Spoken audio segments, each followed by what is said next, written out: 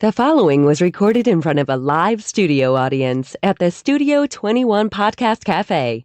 This is the United Podcast Network.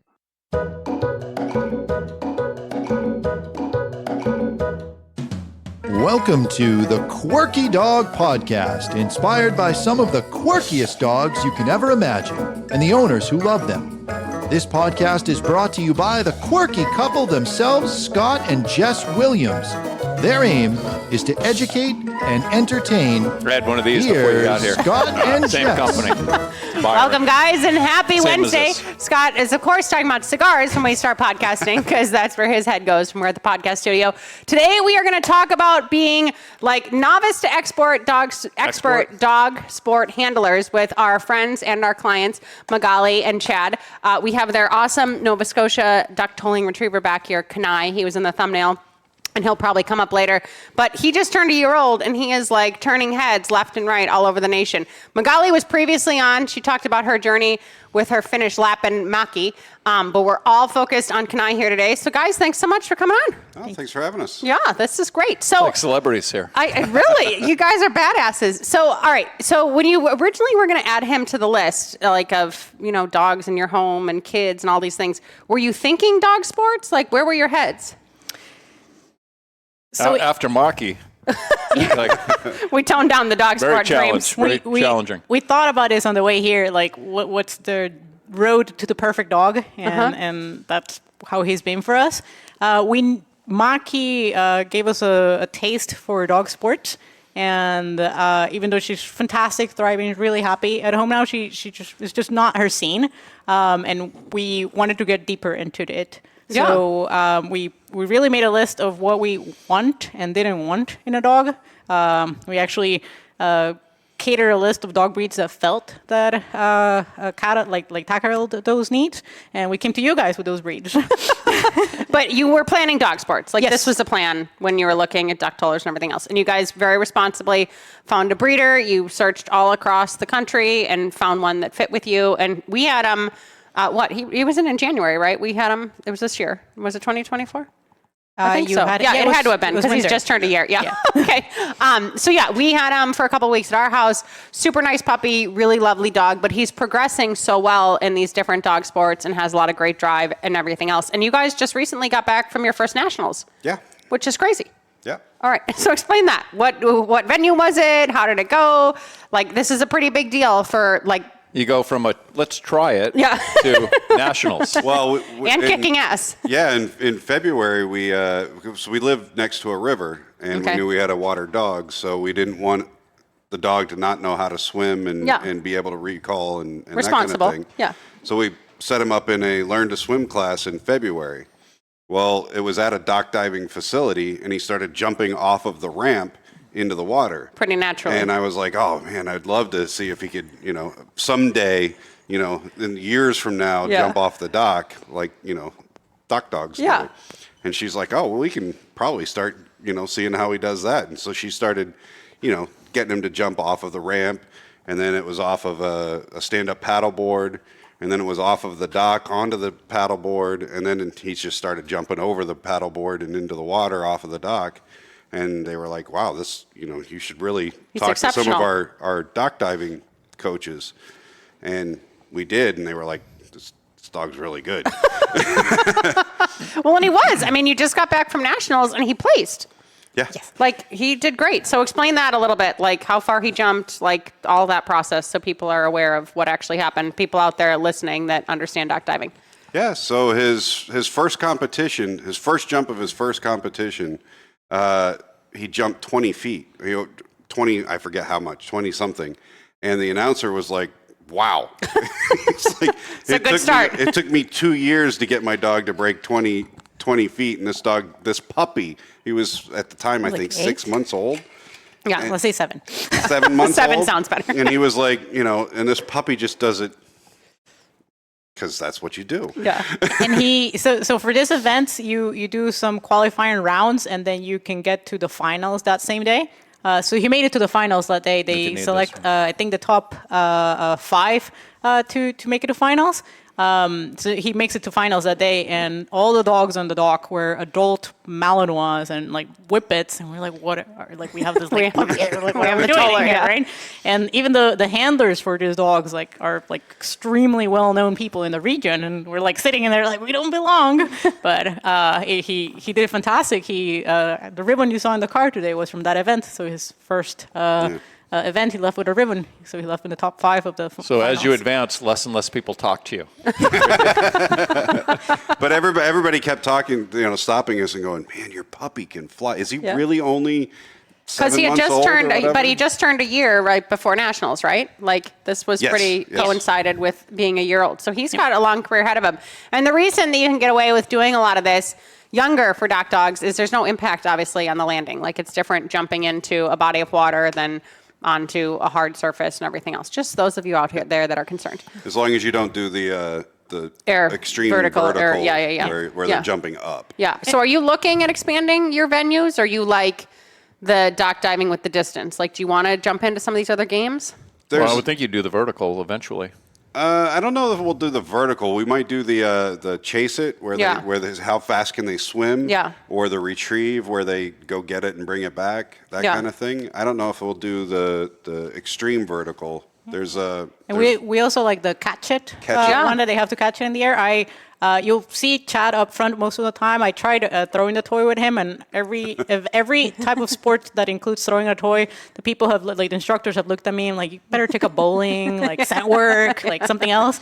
So we tried the same with dog diving. I was like, I got this, and the teacher looked at me and he's like, have you heard of cornhole? Yeah. Maybe play that for a bit. Magaly's not allowed to do any throwing sports. Well, it's the same with me. When I started throwing a frisbee for Jimmy when he was young, Jess said, put the dog away. You're going to get him hurt. Practice throwing the frisbee just towards like a tire or something, just to get that throwing right, Yeah, but Chad is the freaking pro. And dude, your technique, like I was watching your slow-mo video, like you're just a natural with all this. Video? Well, we'll send some. We'll put some on Instagram.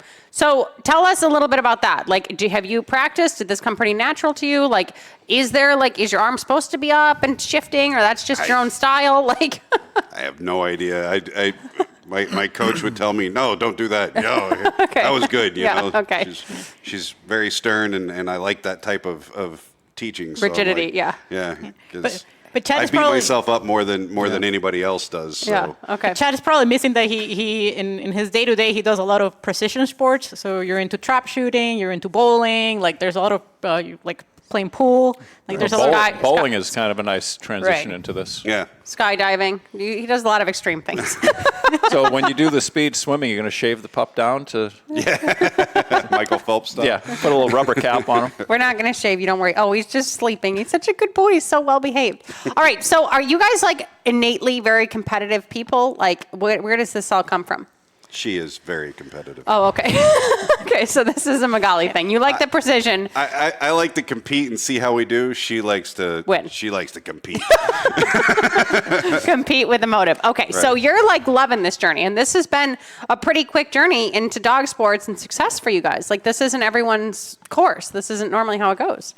Absolutely. We had no benchmark when we started doing this with him. People said, oh, he's really good. And we just thought, oh, he's having fun. He's had a blast. But we had never attended any event to realize where he was sitting next to other dogs. So it was shocking for us when Chad says this first event that he was jumping 20 feet. Like that's, even for his breed, that the average toddler is ranging around 20 feet. For a jump, and he was a puppy then. So we knew that he was going to surpass that. I would say that ever since he started going to every event, every single jump is his personal best, including the jumps he made at nationals. Yeah. So we still don't know where he's going to plateau. Like he has not settled into a range yet. Yeah. Everywhere we think he couldn't possibly jump, he does that plus some. He's like, oh yeah. So he likes competing too. You just hide and watch. And just watching dock dogs in general. They're going to have to expand the length of the pool pretty soon. Because these friggin' dogs are like almost hitting the end of that pool. They have. They've. So what is it? Normally it's like a 32 feet, 30. So now they have to do 40-foot docks because some of these dogs are getting doing 27. His change. For nationals he did 27.5. Yeah. The whippets are doing like 30 somethings. Yeah. So you have to have that 30, 32. I think separation for safety. The last thing you want to see is a dog nail the end of that. 34, 36 somewhere in there is the world record for distance. Yeah. And Crazy. the world record for tollers, which is his breed, is 28.5. And So this he's is right around the corner. This is a dog that passed away, but we went and looked it up on this breed registry, and it's 20% related to Kenai. So Oh, that's Runs interesting. in the family. Yeah, that's interesting. But yeah, tollers, I mean, they're water dogs, but this isn't necessarily a dominant breed in They're dock small. diving. They're small Yeah. for. They're the smallest retriever of the retriever. He's jumping like 5-6 times his body length or something. It's Yeah. pretty long. It's crazy. Yeah, it's a good push. And one of the things that we also kept in mind for his, like, we want him for the long run is that, and we talked with Jess about this, we wanted to keep him healthy for this. So we work out, that's my role in the team, I would say, that we do warm-up exercise. There's no throwing involved in this No sport. throwing. But we do a lot of warm-up exercises with him. We'd learn, and you talked in one of your recent podcasts about knowing your dog's range of motion. Like I told you, he can be a bit of an idiot sometimes, and he was jumping in an Airbnb of a chair. He fell off the rocking chair, and he was whining the day before nationals. I'm like, well, I'm not gonna have him jump if he's hurt. So we did all this exercises to check where he was Work at the crap before the out of him jump. all night. He's going in tomorrow. You better not show me any No, limping. but you guys do know a baseline, and you do have to be aware of this because now you own an athlete. It's not, I Right. mean, Maki's a great dog, but she's not a And competitive athlete. You got to have the self-discipline to pull him. Yeah. If he's not 100%. Correct. Yeah, he's gonna That's go. the hard part. Yeah. Especially when you're traveling. Yeah. You go somewhere 3,000 miles away and he's a little bit gimpy. You're like, give him some aspirin. Get him out there. Or pull yourself, because she got hurt the day of nationals, and Oh, really? we were like, do we need to take you to the ER to get looked at? She's like, not before we Yeah. jump. she's got a compound fracture. It's okay. So back to the I don't throw the toy. There was the practice dock was empty and there was nobody looking. So I was like, oh, I can do it judge free. And I'm like, Chad, I'll go throw the toy. And I just froze in motion looking at the dog, which was opening the mouth coming out my hand. I was like, oh, so I just held the toy. He bit my hand. Thankfully he let go. And I learned my lesson that I'm not ready to throw Get yet. off the dock. And shortly after, people share me stories that they have people that actually have swum to look into their fingers into the water. So I was Oh my lucky that I God. was not one of them. She didn't realize just how fast that dog can. Yeah. can You come know, at and Yeah. that reminds me, you don't want to have a ring on your finger, your throwing finger, your Yeah. throwing hand. Yeah. I can see that that would too. that would be a bummer, wouldn't it? You see that finger just flying off. Dog's happy. Makes me worried got a about finger. the dog's teeth too. So this intro into dog sports, what would you say like your favorite part of dog sports has been so far? You guys can have separate answers, or I mean, my favorite part has just been seeing, how much he enjoys it, and how he keeps, Progressing. being excited to. I mean, you walk on the line and this dog's going nuts. He's pulling on the leash. He's His joy. He's let me on that dock. I just want to go chase that toy. Yeah. And seeing that and seeing how he progresses and each time he's doing a little better and a little better and a little more enjoyment, a little more excitement, and that's pretty fun. So you're not having any trouble with the line of departure yet, with him holding that line, waiting for you to release, to go? So there's two different venues. In one of them you can hold him, and in one of Okay. them you can't. Right. And it's pretty cool because we've talked about this before. When he's on the staging area, he's out of his freaking mind. Like Right. he's pulling. Like I have to wrap the leash like 5 times around my hand and brace myself because he's pulling. And screaming and barking. The second he gets to that dock, he's quiet. Just perfectly, like he's like In the zone. just wants to go. So it's really good. It's really cool because you can see that drive go to like what feels like insanity, but he's there for a job. And once he's there at the dock, there's not a single pure sound coming out of concentration. his mouth. Yeah. yeah. So he Nice. is holding a sit. You guys aren't holding him. In one of the venues, he is holding a sit. Okay. Yeah. And he's been good about that so far. Right, and our teacher is very aligned with you guys that if he breaks that sit, there's no game. So we Yeah. go back, Right. reset him, and he has to put in there. That's been huge because Yeah. I do see a lot of these dogs. When they're not looking, they'll creep up. Yeah. And they'll then creep up. their stride and gets then- all screwed up for the Right. jump, and it's a And whole they just different- don't have as much runway now because they keep Right. creeping. Yeah. Right. Yeah. Yeah. So is that your favorite part too? Kenai's joy? For me, it's seeing both the dogs grow into this. Like I enjoy. Maki comes along to this event, and we've sat here before talking about her reactivity, and now to see her sleep through an event where there's a million dogs barking around her, have her walk around the dog and the dock, and have her do loose leash exercises around that, to me is like really fulfilling to see how far she's come. And for him is just to see how what else he has in the books because he keeps surprising us. Yeah. And it's really fun. And we've talked about it. He could be jumping 5 feet and it would be really fun to still see him watch him. But the fact that he's like world-class taller is for just Magaly, absolute. it's the first place. She likes the ribbons. She's big on taking those home. But you guys have such a long career ahead of you with him. So as far as like training Hopefully. and all of this practicing and everything goes, how often is he seeing a doc? How often are you exposing him to this kind of stuff? Like, tell us a little bit about that right now. So I'll start with the at-home part, and you can fill in the doc. But for us, a lot of it is to keep him fit enough when he's off the doc. So we've signed up to online classes of fitness specifically for dock diving. So we do at least twice a week. What is that? Could you just explain what's involved in that class? Yeah. So a lot of it includes having the back leg strength to pull off this jumps to run really hard. So for example, one of the things that we do is this down stands to get this. It's almost like what's the exercises that human does in class? Layups? Like a jumping jack? No, it's not a jumping jack. You have to do a push-up. Like a burpee? Burpee. Yeah, it's like burpees for dogs. So you. This wasn't the best motion to explain that, but that's okay. She's horrible at charades. There's a reason. She's the worst I'm going to at focus on charades. Magaly's qualities on this podcast. But yeah, it's like it's more like dog burpee. So you'll do this down stands that we do. We do this like sideways jumps in with jump bars. So he's like a jump to a down, jump to a down. So it kind of like mimics the same muscles that he's using to do dock diving. We do a lot of bows to just get that like little like push-up motion that he does. And one of the ones that our chiro was actually like impressed that we went that far is that once they grab the toy, they actually have to do a quick 180, and that puts a lot of pressure on their neck. So we do a lot of like nudge, like I'm moving my leg, like if you can see it, but we basically wrap him around our leg and put a cookie so that he has to like basically touch his own tail with his nose and hold it there for a few seconds. Both sides. On both sides. I'm sure he favors one side typically. He does, yeah. He Yeah. typically Well, I turns think to the left. Yeah. and I favor that side too, so I have to like get in my head of that too. Yeah. yeah. But we do quite a bit of that in the yard. We do cavalettis. That's just in general for his range of motion. We bought doggy thread mill because in the summer we just don't like going out. I'm not sure if it's the dogs, beyond the dog safety. You mean when it gets real hot? We don't like going out, so we got a thread mill to get him going in the summer. Yeah. Or when it rains. And when we're lazy, we just go hiking or swimming with them. We started taking Like normal dog people. That's the lazy day. We got paddle boards, and what we have him is like he doesn't like swimming just to swim. Like there's a lot of dogs that they see water and they're like, woo, water. That's not for him. He has to have a purpose to go in the water. So we started teaching him to retrieve the oars of the paddle board. So we go paddle boarding, we chuck the oar, and he brings it back.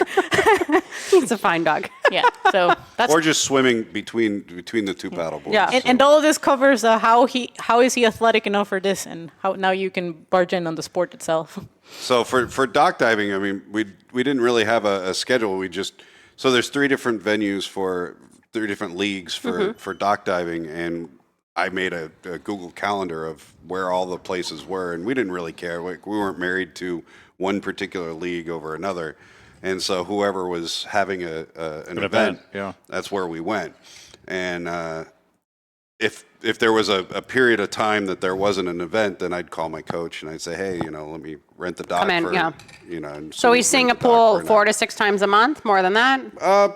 Probably about 4 times. I think in the summer he was, yeah. Have you ordered your pool for the spring? I mean, I know you have the yard see how space committed now. you are. So now that it's getting colder, they're not having the outdoor venues like they did. Yeah. So we're kind of limited to only the indoor. Yeah, which but is, we're fortunate in New England to have so yeah. many indoor facilities down that in Walpole, have it. Yeah. there's was it Canine New England? Yep. Yeah. And I think one of the cool things about the sport too has been the community. In particular, one of the leagues that we've gone to has really clicked with us. And That's nice. One of the hosts of the event is on the microphone. He said something that I've taken this to every single sport that I have now. There's a nose in my butt. And he said, and it was to Chad. I'm like, I'm glad he has thick skin. He said out in the event, hi, Kenai. He said, this isn't very much about me, you guys. He said, great dog. The handler needs some work. And he said it up to Chad. He didn't make a great throw, and then he was coaching Chad how to throw the toy. So he was saying, great dog. The handler needs some work. And I've taken that to myself every single time that I feel like we failed on something. Like I remember, I have a great dog. I just need some more work. And that we've taken that to other sports that we do with them or in life. Well, that's a good critique too, because you can always improve upon yourself. Right. Sometimes, if you're getting the most you can get out of the dog, it doesn't matter how good you are. I mean, that's what you got. And it's interesting that with You gotta be careful of your Maki, legs. Get back. she didn't really take to this kind of stuff. Right. So you weren't forcing and trying to make her into something that she didn't enjoy. You let her be, and she likes the nose work. She loves Right. the nose. You know what I mean? She has fun and she does what she likes to do, but she's definitely a little more independent than. She loves Kenai. rallies. She loves doing lots of things, But not the doc. not that there's Yeah. no. The dock could be burning. She would rather die on the dock than jump in that water. We thought about it, and there's a rule that says you can't chuck the dog in the water. Like, You can't throw the dog in the water. And they actually wrote this down. Like, I can't believe they had to write that down. No overhand chucking. They also said that the toy can't have ever been alive, which we found funny. Oh boy, yeah, he would like that. Have you guys done any? You guys haven't done any bird stuff or anything with him, right? He's not doing any of that. No. Chad took a class without the dog, and we just felt like we don't have the stomach for it. Yeah, it wasn't for you. Yeah, that's fine. The dog stuff keeps you guys busy enough. I mean, really, you see how quickly your calendars fill up when you're actually competitive, right? Yeah, oh, Like yeah. it's crazy. You got to keep dead birds in your freezer too if you're going to go down that road. Right, exactly. And the community that we met, we also brought up like Maki, how she's not into swimming, but we felt a little bit bad about leaving her at home when we go paddleboarding. Like we felt like the actual paddleboard part of it she would enjoy.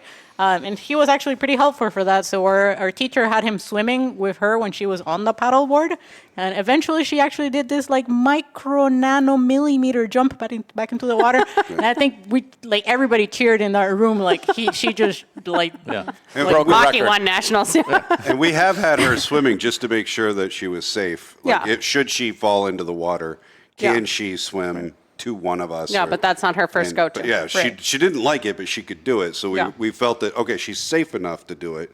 And we know that, she's going to stay on the paddleboard because she would rather Rather stay be on the there than paddleboard. jump off. Yeah. Do you She's use a great. life jacket with her or no? yes. Oh yeah, well, both of them actually. Okay. If we go on the paddleboard, Yeah. because They can get a lot more water time with Yeah. less Right. stress.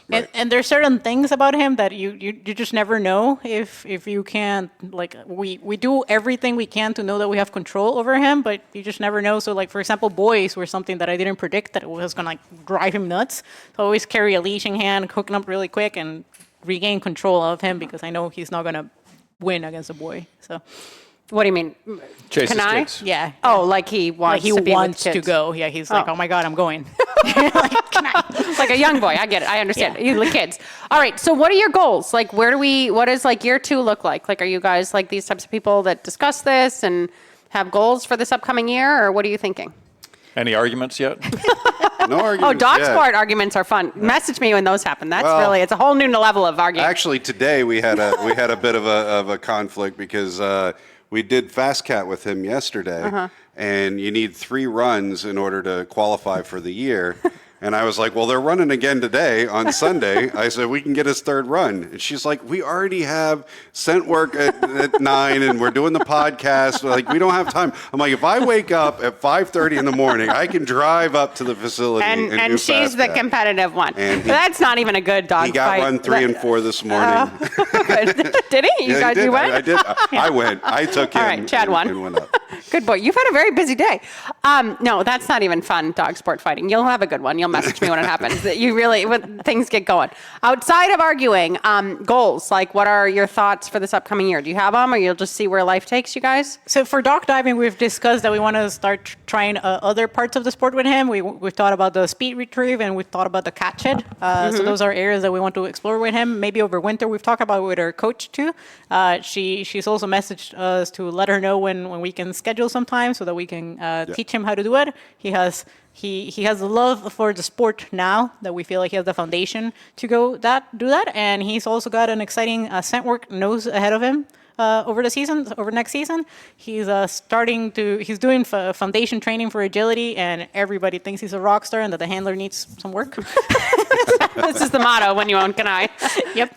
But no, we're just trying to make them shine in those venues. Anything after that, if anybody's seeing this podcast and wants to sponsor our team, we're kind of like at the edge of what the wallet allows for us to trial. But every person that sees Kenai, his confirmation and his personality is like suitable for any sport, and everybody that looks at him like, oh, you should be doing rally with him, you should be doing obedience with him. So there's no sport that we haven't like exposed him to that the experts look at him and like, this dog is fantastic for that. For me, it just gets to a point that I just need to pick and choose, which we're doing. Yeah.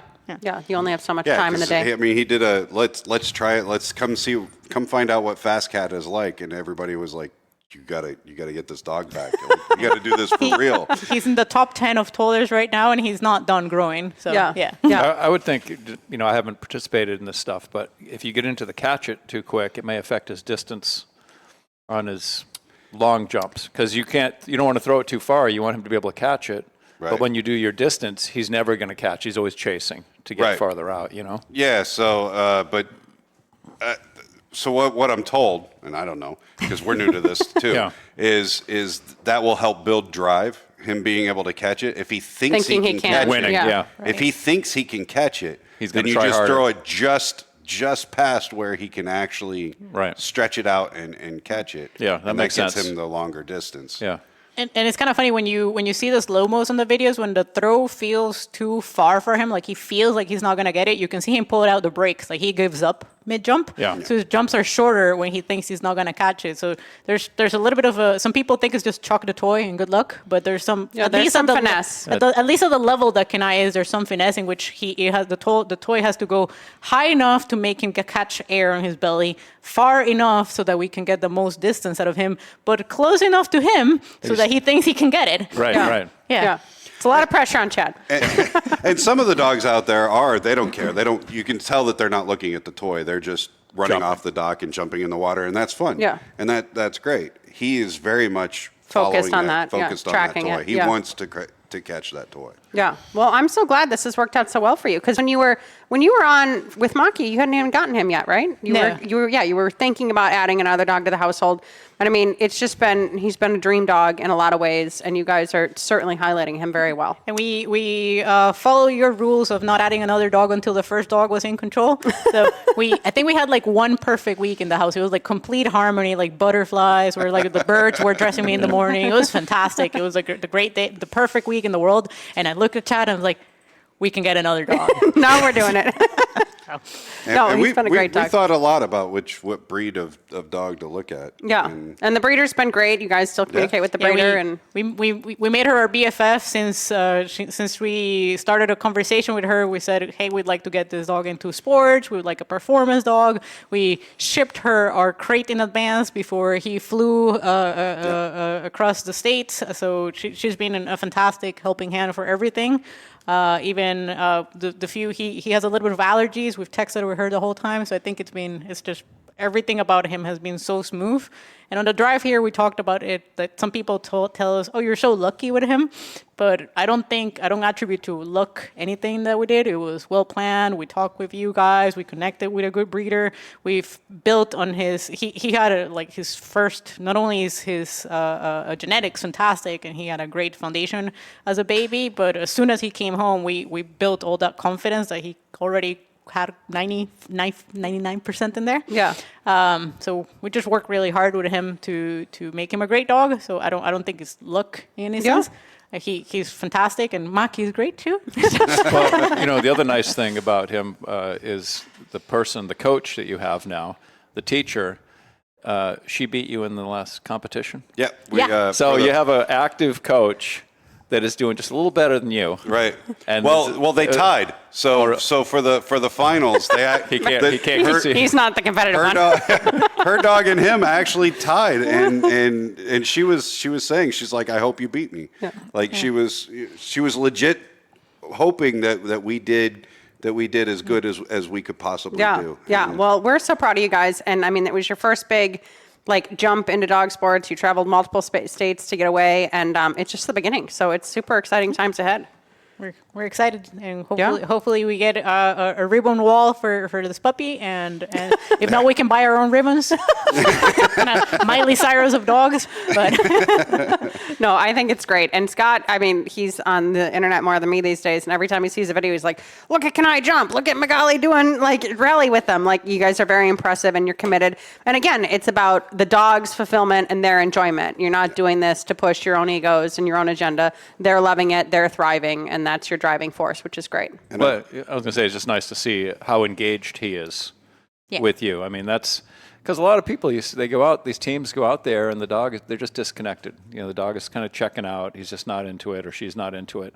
But you can see he's out there, and he wants to do it, and you're both out there looking good. Yeah. What were you going to say, Chad? With a dog with this high of a drive, though, too, you have to stay engaged, because I don't know that he'd be livable. Very fun to deal with otherwise. He'd be doing parkour off the furniture. And he does that too. He does that too occasionally. He did break our couch. But you know, if he wasn't as engaged, I shudder to think what he would. Might not be as fun to live with him. And there's other sports that I feel like have built that connection. Like we do scent work with both of the dogs, and you have the C spot sniff program. But I feel like there's things that you don't even need to take them to a competitive level, just to step into the dog's world for a little while. Like, they live in our world 95% of the time. So that 5% that we step into their world, I think it builds that communication system. So like with Kenai, like there's a lot of I know how he's feeling in a lot of moments, and I can bring him up when I need him to come up. Like for agility, I need to bring him up, but for scent work, I need to bring him down.